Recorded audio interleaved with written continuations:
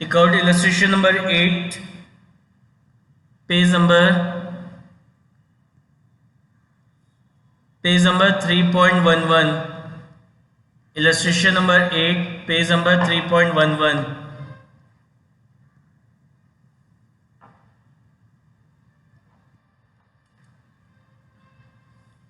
देखिए क्या लिखा है. It was agreed to calculate the value of goodwill of the firm at 3-year purchase of the weighted average profit of the past 4 years. The appropriate weights to be used to each year ended on 31st March 2018 is 1, 2, 3, 4. The profit for the year ended, ये आपको profits दे रखे last 4 years के. लिखा है on scrutiny of the accounts the following matters are revealed. On 1st December 2019, a major repair was made in respect of the plant incurring rupees 6,000, which amount was charged to revenue. The paid sum is agreed to be capitalized for goodwill calculation subject to the adjustment of depreciation of 10% per annum on reducing balance method. The closing stock for the year ended 31st March 2019 was overvalued by 2,400, and to cover the management cost, an annual charge of 4,800 should be made for the purpose of goodwill valuation. अब अपन को इसका goodwill का valuation करना है. देखिए goodwill निकालनी है अपन को बाय एवरेज प्रॉफिट मेथड. तो एवरेज प्रॉफिट मेथड में गुडविल निकालने के लिए सबसे पहले स्टेप 1 में अपन कैलकुलेट करेंगे क्या, एक्चुअल एवरेज प्रॉफिट या फिर फ्यूचर मेंटेनेबल प्रॉफिट. तो क्वेश्चन में आपको ईयर दे रखे हैं 31st March 2018, 31st March 2018, 31st March 2019, 31st March 2020, 31st March 2020 and 31st March 2021. फिर आपको प्रॉफिट दे रखे हैं. प्रॉफिट गिवन है कितना दे रखा है 20,200. देन उसके बाद प्रॉफिट गिवन है 24,800. उसके बाद फिर प्रॉफिट गिवन है आपको 20,000. उसके बाद फिर प्रॉफिट गिवन है आपको कितना 30,000. अब क्या कह रहे हैं, on a scrutiny of the account. Scrutiny का मतलब चेक करना. स्क्रूटनी मीन्स चेक करना. तो लिखा है on scrutiny of the accounts the following matters are revealed. कह रहे हैं on 1st December 2019, on 1st December 2019, on 1st December 2019 a major repair was made. याद करिए मैंने आपको बताया था कि अपने फिक्स एसेट्स को परचेज करने के बाद उस पर कोई बहुत मेजर अगर आप एक्सपेंस करते हो, मेजर रिपेयर कराते हो या मेजर एक्सपेंस करते हो कोई भी after purchasing a fix asset, तो वो जो कोई हैवी अमाउंट का अगर आप कोई एक्सपेंस करेंगे तो वो आपका कैपिटल एक्सपेंडिचर कहलाता है. तो यहाँ पे साफ साफ लिखा है on 1st December 2019 a major repair was done. It means it is a capital expenditure. It is a capital expenditure. तो अपन ने प्लांट पे मेजर रिपेयर कराई थी 6,000 की, उसको एज अ रेवेन्यू एक्सपेंस क्या करा, चार्ज कर लिया. यानी 1st दिसंबर को अपन को एंट्री करनी थी क्या, plant account debit, plant account debit to bank account, plant account debit to bank account 6,000 6,000. समझ में आ गया why plant account is debited, क्योंकि यहाँ पे क्या लिखा है मेजर रिपेयर वाज डन. तो मेजर मतलब कोई एक हैवी अमाउंट का कोई एक्सपेंस किया है, तो फिक्स एसेट्स को परचेज करने के बाद उस पर कोई बहुत हैवी अमाउंट का अगर कोई एक्सपेंस इंकर्ड हो रहा है, it means it is a capital expenditure. तो जो भी कैपिटल एक्सपेंडिचर होते हैं वो हमारे एसेट अकाउंट में डेबिट होते हैं. तो यहाँ पे मेजर रिपेयर किस पे कराई थी, प्लांट पे. तो हमें एंट्री क्या करनी थी, plant account debit to bank. लेकिन हमसे गलती क्या हो गई, हमने इसको as a revenue expense charge कर लिया. यानी हमने एंट्री पास कर दी क्या, repair account debit, repair account debit to bank account, repair account debit to bank account 6,000 6,000. यानी कैपिटल एक्सपेंडिचर को कैपिटल एक्सपेंडिचर को क्या ट्रीट कर लिया, रेवेन्यू एक्सपेंडिचर ट्रीट कर लिया। बताइए इसमें कोई डाउट किसी को, एनी डाउट? अब देखते हैं इस गलती होने से क्या इफेक्ट पड़ा प्रॉफिट पे। क्या किया, रेवेन्यू एक्सपेंडिचर है, तो ये जो रेवेन्यू एक्सपेंडिचर है कहां डेबिट होता है, प्रॉफिट एंड लॉस अकाउंट में। तो यानी जब अपन प्रॉफिट एंड लॉस अकाउंट बनाएंगे, कब का बनेगा ये पीएनएल अकाउंट, ये रिपेयर कब हुई थी, 1 दिसंबर 2019, यानी अकाउंटिंग ईयर क्या है 1920, ये अकाउंटिंग ईयर क्या है आपका 1920, यानी 31 मार्च 2020 को जब हमने पीएनएल बनाया होगा तो वहां पे रिपेयर अकाउंट डेबिट किया होगा कितने से, बाय ₹6,000 से। तो ये गलती हुई है। अब इस एरर को अपन को रेक्टिफाई करना है, ये जो एरर है इसको अपन को क्या करना है, रेक्टिफाई करना है। कैसे रेक्टिफाई करेंगे, पहली बात तो ये रिपेयर अकाउंट यहाँ पे डेबिट ही नहीं होना चाहिए था, और रिपेयर अकाउंट यहाँ डेबिट नहीं होगा तो फिर ये रिपेयर का खर्चा पीएनएल में भी नहीं आएगा। तो मैं क्या करूंगा, ये जो रिपेयर का एक्सपेंस मैंने पीएनएल में डेबिट करा है यहाँ से इसको हटाऊंगा। तो अगर एक्सपेंस को मैं पीएनएल से हटाऊंगा तो इससे आपका प्रॉफिट इंक्रीज होगा या डिक्रीज होगा, बताइए। अगर मैं ये जो रिपेयर है 6,000 जो मैंने पीएनएल में डेबिट करा है, इसको अगर मैं यहाँ से रिमूव करूंगा तो प्रॉफिट इंक्रीज होगा या डिक्रीज, यस वेरी गुड, इससे आपका जो प्रॉफिट है वो इंक्रीज हो जाएगा बाय ₹6,000। तो ये जो है रिपेयर का एक्सपेंस है 6,000, ये यहाँ से हटा के प्रॉफिट एंड लॉस अकाउंट से रिमूव करके कहाँ शो करना है, इसको शो करना है हमें कहाँ पे, बैलेंस शीट में, because it is a capital expenditure. हमें प्लांट अकाउंट डेबिट करना चाहिए था, एंड प्लांट हमारा एसेट होता है, फिक्स एसेट, तो ये कहाँ डेबिट होगा, बैलेंस शीट में, सॉरी बैलेंस शीट के एसेट साइड में इसको अपन क्या करेंगे, शो करेंगे। तो अब इसके ऊपर क्या लगेगा, डेप्रिसिएशन लगेगा। कितना डेप्रिसिएशन लगेगा, ये प्लांट अपन ने परचेज किया था ऑन 1 दिसंबर 2019 को, कितने का परचेज किया था, ₹6,000 का। तो सबसे पहले इस पे अपन डेप्रिसिएशन लगाएंगे अकाउंटिंग ईयर 1920 का। कितना डेप्रिसिएशन लगेगा, 6,000 का कितना परसेंट, 10%, लेकिन पूरे साल भर का नहीं लगेगा, इसमें पूरे ईयर का नहीं लगेगा। 1 दिसंबर से लेकर 31 मार्च, तो दिसंबर, जनवरी, फरवरी, मार्च कितने हो गए, 4 मंथ्स, तो इंटू 4/12, तो ये 4 मंथ्स का अगर अपन डेप्रिसिएशन लगाएंगे, 4 मंथ्स का डेप्रिसिएशन लगाएंगे तो ये आएगा आपका 200, तो यानी ये वैल्यू कितनी आ गई, 5,800 आ गई। तो अकाउंटिंग ईयर 1920 में 200 का डेप्रिसिएशन चार्ज होगा, तो ये डेप्रिसिएशन अपन पीएनएल में डेबिट करेंगे।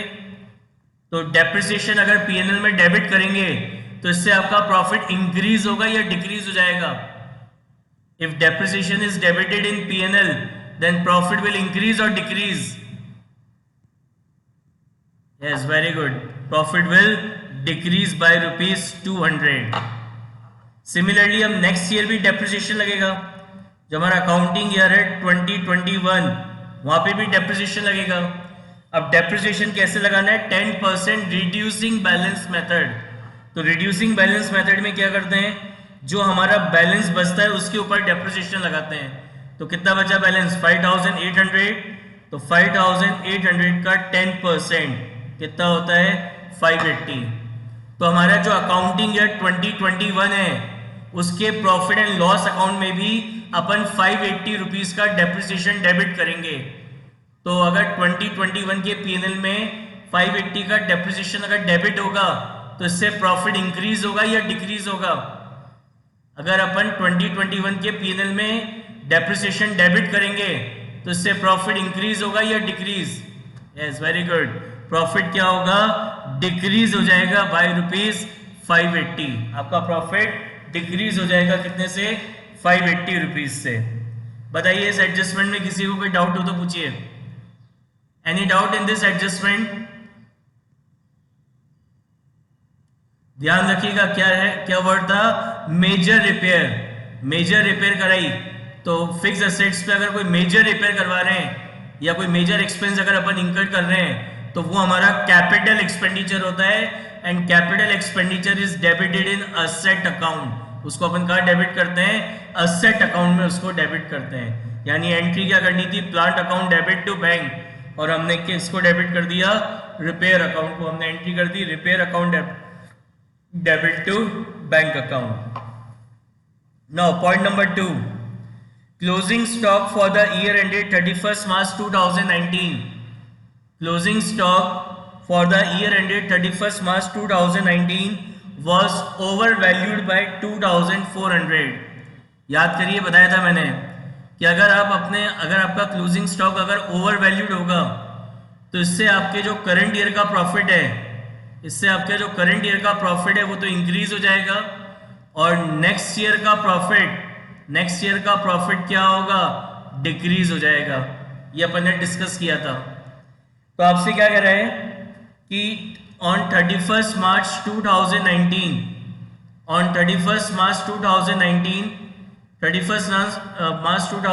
को आपका जो क्लोजिंग स्टॉक है, आपका क्लोजिंग स्टॉक ओवर वैल्यूड हो गया by ₹2400। on 31st March 2019 closing stock is over valued by 2400। तो इससे क्या होगा, जो आपका करंट ईयर है डेट इज 31st March 2019, तो 31st March 2019 का जो प्रॉफिट है वो इंक्रीज हो गया होगा बाय ₹2400, एंड 31st March 2020 यानी नेक्स्ट अकाउंटिंग ईयर का प्रॉफिट डिक्रीज हो गया होगा, बाय ₹2400। बताइए समझ में आया क्या? If closing stock is overvalued, then current year profit will increase and next year profit will decrease by mistake। इसमें कोई doubt?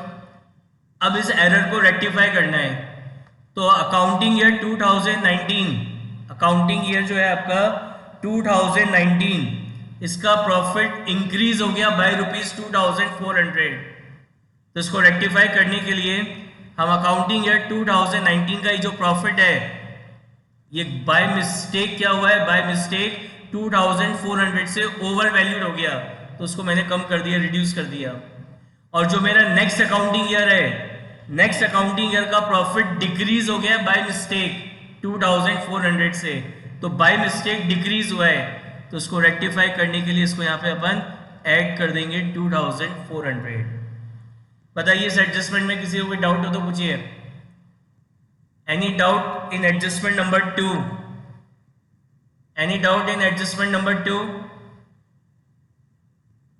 Okay, now point number 3 कह रहा है to cover the management cost and annual charge of 4800 should be made for the purpose of goodwill. कह रहे हैं management cost charge करने के लिए हम हर साल के प्रॉफिट में से क्या लेस करेंगे, 4800 की मैनेजमेंट कॉस्ट। ये माइनस करा अपन ने 4800, तो ये आपका प्रॉफिट आ जाएगा। ये आपके करेक्ट प्रॉफिट्स निकल के आ गए। तो प्रॉफिट्स निकल के आ गए, करेक्ट प्रॉफिट कितना निकला इसका, 15,400, देन 17,600, then 23,400, then 24,620। अब देखिए प्रॉफिट में इंक्रीजिंग ट्रेंड है, आपके प्रॉफिट इंक्रीज ही हुए जा रहे हैं। पहले 15,400, then 17,600, then 23,400 and 24,620। तो कल क्या बताया था, if there is an increasing trend in the profit, तो उस केस में क्या करते हैं, सिंपल एवरेज की जगह कौन सा एवरेज निकालते हैं। If there is an increasing trend in the profit, then in place of simple average, which average is calculated? Yes, weighted average profit is calculated। कौन सा प्रॉफिट निकालेंगे, weighted average profit अपन क्या करेंगे, कैलकुलेट करेंगे। कैसे निकालेंगे weighted average profit? ये आपको प्रॉफिट्स गिवन है 15,400, 17,600, 23,400 and 24,620। अब आपका वेटेड एवरेज प्रॉफिट कैसे निकलता है, how weighted average profit is calculated. Weighted average profit निकलेगा summation P into W divided by summation W। W का मतलब क्या होता है, वेट।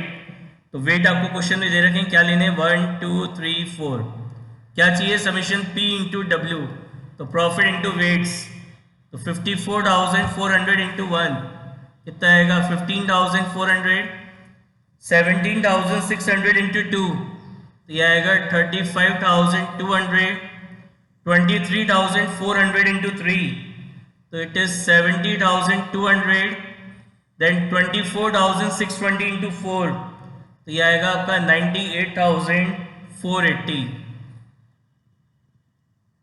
तो समीशन P इंटू डब्ल्यू का टोटल चाहिए, तो यह आ रहा है आपका 2,19,280, 2,19,280 डिवाइडेड बाय समीशन W, इन वेट्स का टोटल करेंगे, वेट्स का टोटल आ रहा है 10, तो ये आ गया आपका 21,928। फिर स्टेप 2, तो स्टेप 2 में अपन कैलकुलेट करेंगे goodwill. How this goodwill is calculated, goodwill आपकी निकलती है actual average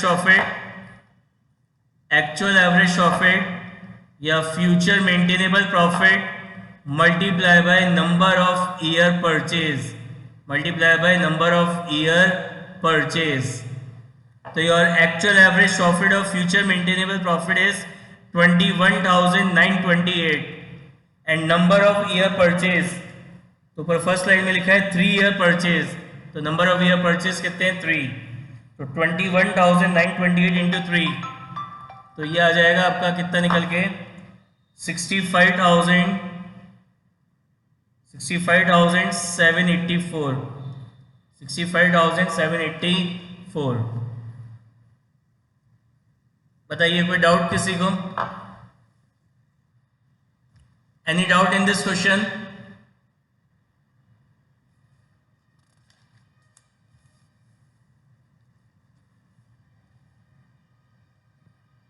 Now take out illustration number 9.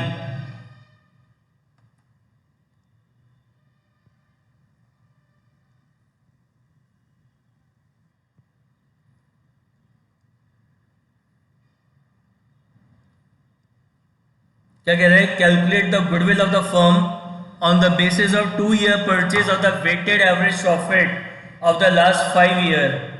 Weight assigned to each year would be 1 2 3 4 5 respectively to the profit year ended 31st March 2015 16 17 and 18 and 19 ये दे रखा है।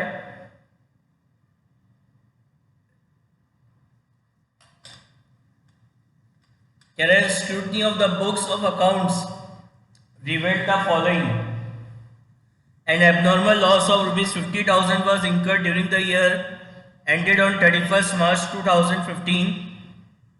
An abnormal gain of 30,000 was earned during the year ended 31st March 2016. Repair to car amounting to 40,000 wrongly debited to vehicle account on 1st January 2018. Depreciation was charged on vehicle at the rate 10% per annum on straight line method. Closing stock as on 31st March 2018 was undervalued by 50,000.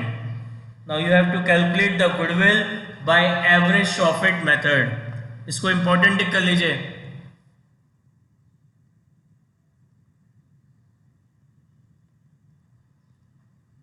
देखिए average profit method से goodwill निकालनी है, तो सबसे पहले step 1 में अपन calculate करेंगे actual average profit oblique future maintainable profit year दे रखा है आपको 31st March 2015, 31st March 2016, 31st March 2017, 31st March 2018,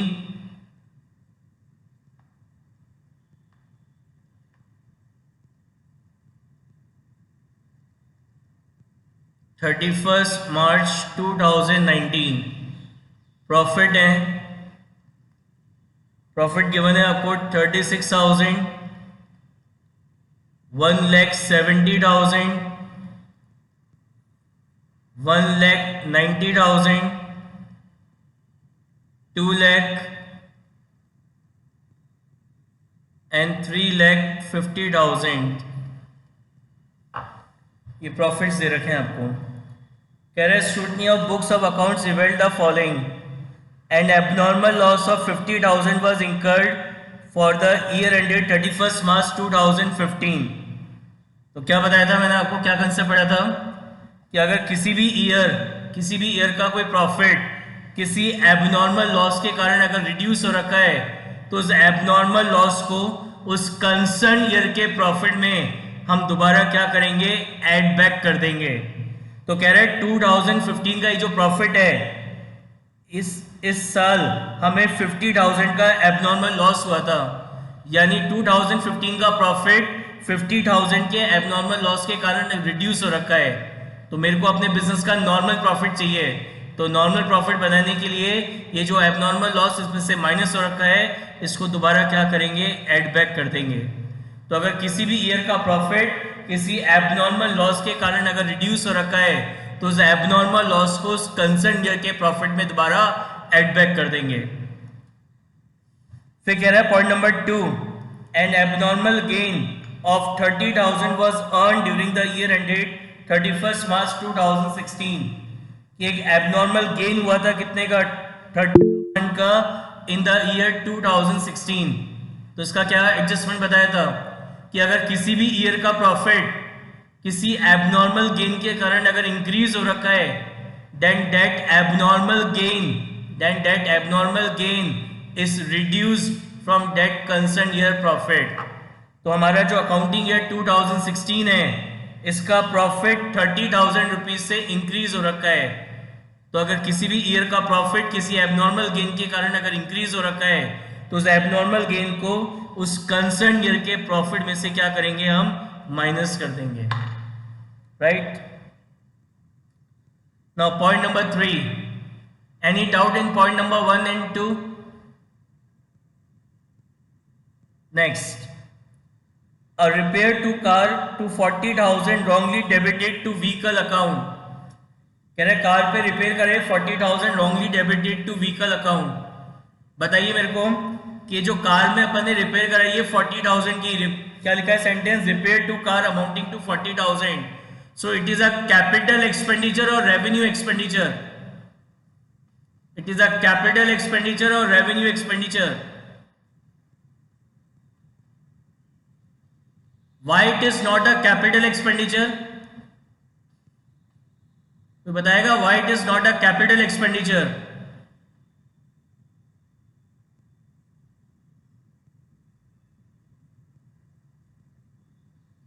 Yes, exactly, very good.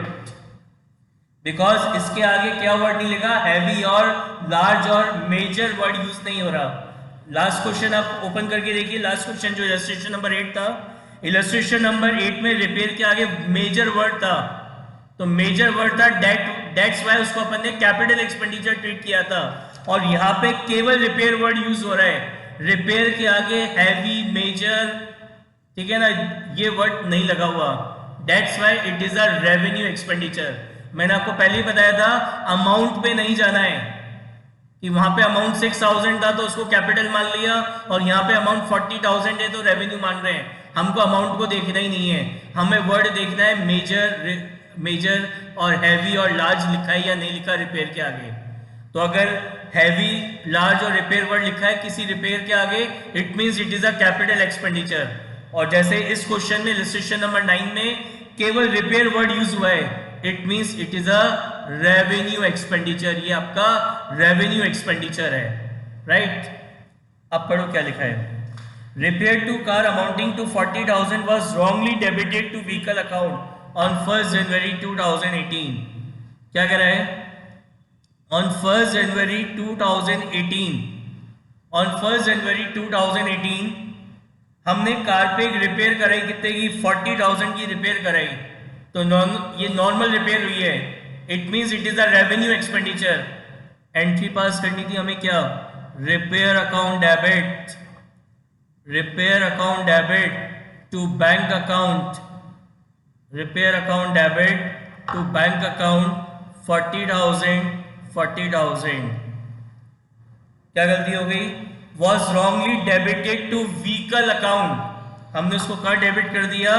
Vehicle account में डेबिट कर दिया, यानी हमने एंट्री कर दी vehicle account debit to bank account, vehicle account debit to bank account, कितना? 40,000 40,000। क्या गलती हुई कि हमने अपने रेवेन्यू एक्सपेंडिचर को क्या ट्रीट कर लिया? रेवेन्यू एक्सपेंडिचर को ट्रीट कर लिया क्या? Capital expenditure. Revenue expenditure is treated as a capital expenditure. अब पहले देखते हैं कि जो कैपिटल एक्सपेंडिचर ट्रीट किया, इस कैपिटल एक्सपेंडिचर को ट्रीट करने से क्या क्या मिस्टेक हुई, क्या गलती हुई, प्रॉफिट पे क्या इफेक्ट पड़ा, वो देखते हैं। अब आपने यहाँ पे व्हीकल अकाउंट डेबिट करा है, so vehicle is your fix asset, vehicle आपका फिक्स एसेट होता है, यानी आपने इसको कहाँ लिखा होगा? आपने इसको लिखा होगा बैलेंस शीट की एसेट साइड में, बैलेंस शीट के एसेट साइड में लिखा होगा व्हीकल, कितना? 40,000, कितना लिखा होगा? 40,000। फिर आपने इस पर डेप्रिसिएशन लगाया होगा, अकाउंटिंग ईयर कब हुआ? ये 1 जनवरी 18 को हुआ है ना, तो यानी ये जो अकाउंटिंग ईयर है वो कौन सा है? 17-18 है। 17-18 का डेप्रिसिएशन लगाया होगा, कितना लगा होगा? 40,000, 40,000 का 10%, और कब से कब तक का? फ्रॉम 1 जनवरी टू 31 मार्च। तो 1 जनवरी टू 31 मार्च कितने होते हैं? 3 मंथ्स होते हैं, तो 3 मंथ्स का डेप्रिसिएशन कितना आएगा? 1,000। यानी आपने अपने अकाउंटिंग ईयर 17-18 का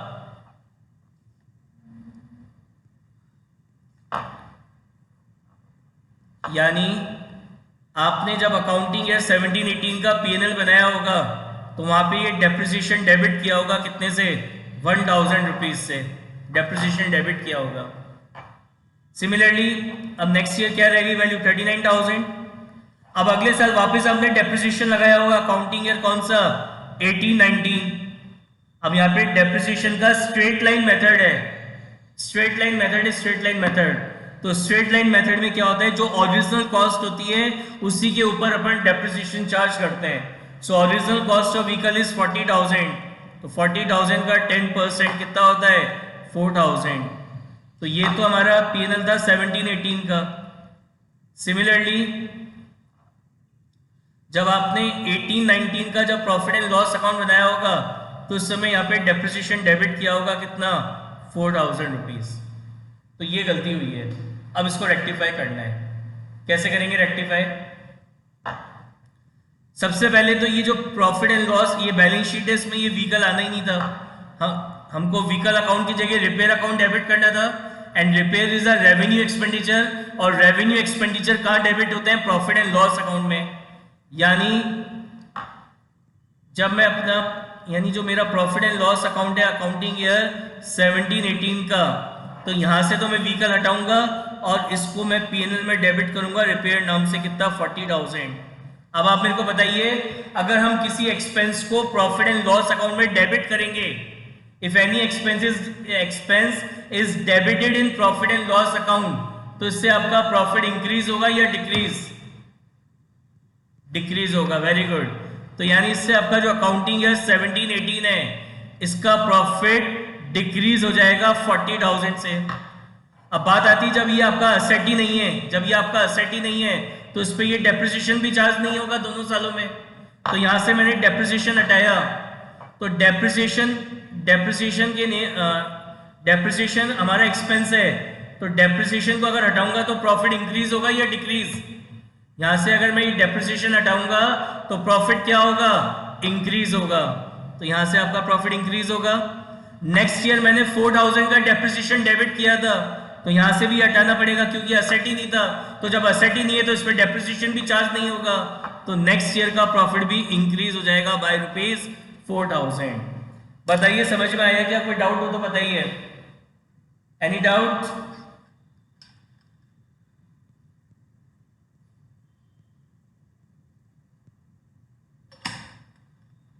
Is it clear?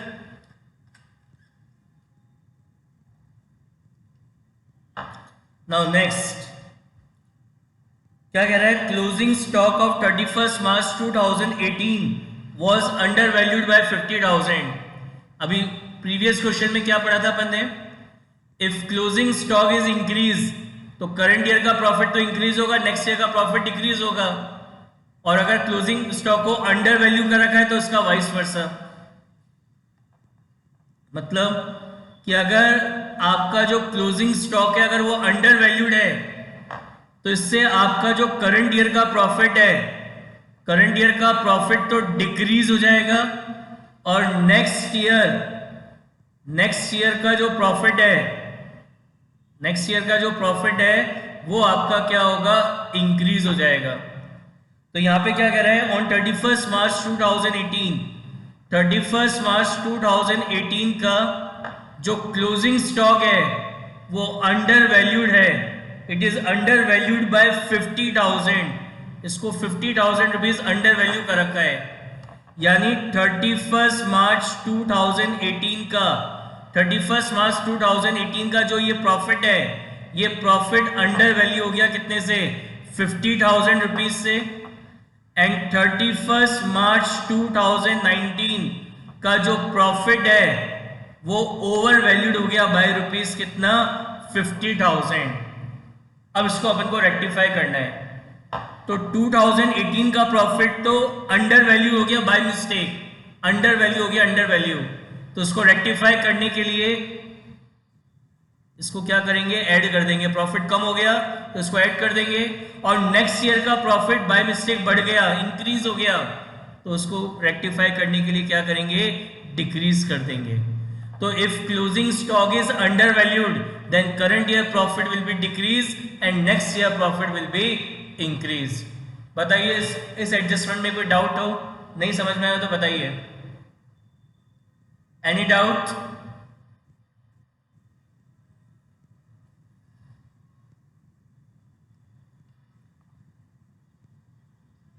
हो गए सारे एडजस्टमेंट्स। अब अपन प्रॉफिट निकालते हैं इसका। यार है आपका 86,000, यार है आपका 1,40,000, यार है आपका 1,90,000, यार है आपका 2,11,000, और यार है आपका 3,04,000। तो यहाँ पे प्रॉफिट में क्या है, इंक्रीजिंग ट्रेंड है। पहले 86 हुआ, फिर 1,40,000, फिर 1,90,000, फिर 2,11,000 और फिर 3,04,000। तो प्रॉफिट में क्या है, इंक्रीजिंग ट्रेंड है। तो in place of simple average हम वेटेड एवरेज प्रॉफिट क्या करेंगे, कैलकुलेट करेंगे। और वेटेड एवरेज प्रॉफिट कैसे निकलता है, how weighted average profit is calculated, summation P into W divided by summation W का मतलब वेट्स। तो ये आपको दे रखे हैं 1 2 3 4 5, 1 2 3 4 5। तो P इंटू W, तो 86,000, 1,40,000 इंटू 2 कितना हो जाएगा, 2,80,000, 1,90,000 इंटू 3 5,70,000, 2,11,000 इंटू 4 8,44,000, 3,04,000 इंटू 5 तो ये आएगा 15,20,000। टोटल करो, ये आएगा आपका 33 लाख। ये टोटल करा, ये आ गया आपका 15 लाख। तो समीशन P इंटू W कितना हुआ, 33 लाख डिवाइडेड बाय वेट्स कितना हो गया, 15। सो 33 लाख डिवाइडेड बाय 15, तो your weighted average profit is 2,20,000। अब स्टेप नंबर 2 में क्या निकालेंगे, गुडविल कैसे निकलेगी आपकी, weighted average profit into number of year purchase, तो your weighted average profit is 2,20,000 into number of year purchase कितने दे रखे हैं, 2। क्वेश्चन की फर्स्ट लाइन में नंबर ऑफ ईयर परचेज कितने हैं, 2, यानी आपकी गुडविल आ गई 4,40,000। Any doubt in this question?